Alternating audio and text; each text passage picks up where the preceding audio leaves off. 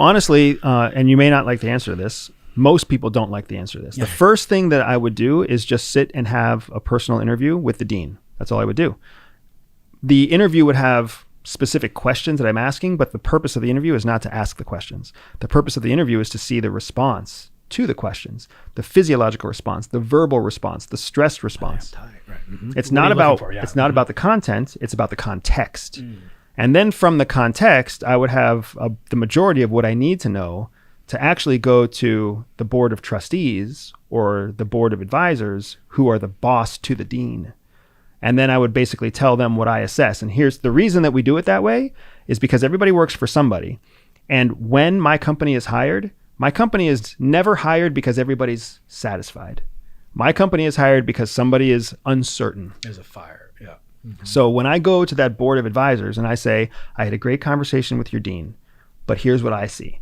I see somebody who's overworked. I see somebody who's a little bit lax in maintaining their security protocols. I see somebody who didn't lock their screen whenever I was talking to them and took phone calls and left their phone unlocked, and somebody who, whatever else. I saw 5 different books on their table written by these people. I saw these theses that were, from these students. Like, clearly this is a person who gives me these concerns.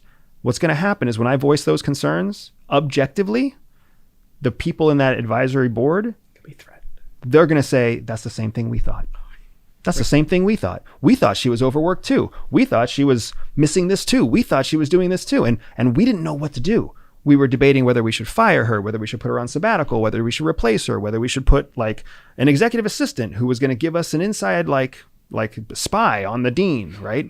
We were looking at all these different options, but you just figured these things out in a 2-hour interview or a 1-hour interview.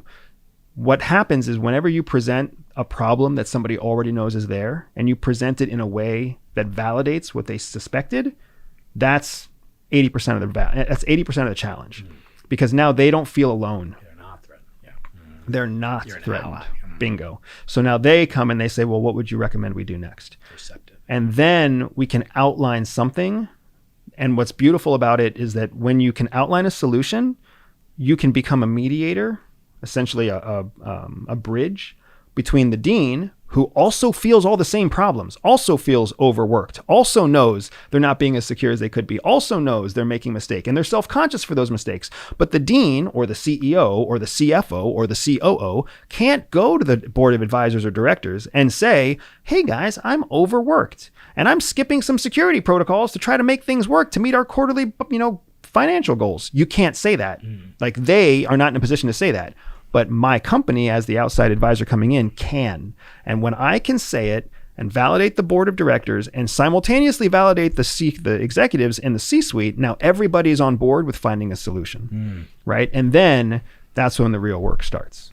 And how much technology can your company bring to bear? Can it bring in lie detectors, polygraphs, laser window reading, scanners, and bugs? What technology can you deliver, and what's still beyond declassification, perhaps? So most people would be shocked to know what we could bring to the table, because our network is a network of all former intelligence officers. So as an example, we're working an ultra high net worth case right now. Ultra high net worth are people who are worth a certain amount of money. Usually it's in excess of $50 million net worth.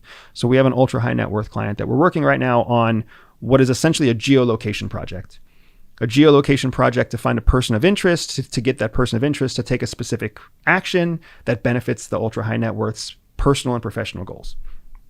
In order to do that, we're using all kinds of technology that most people don't realize exists in the commercial sector. The reason that we get access to that technology is because we have Navy SEAL technician friends. We have FBI technician friends. We have FBI field agent friends. We have active duty police friends. Like, we have a network that can reach into all of these different places commercially to solve a problem discreetly for a high net worth individual who's got real revenue objectives on the other end, right? Your average layperson can't do that. And the reason that is so special to the right kind of person is because there's no amount of money that is too expensive when you're trying to be discreet. And there's also no amount of money that you won't spend when you know the money that you're going to spend will generate more money in return or in ROI. That's the kind of sweet spot where Everyday Spy lives when it comes to supporting corporate clients.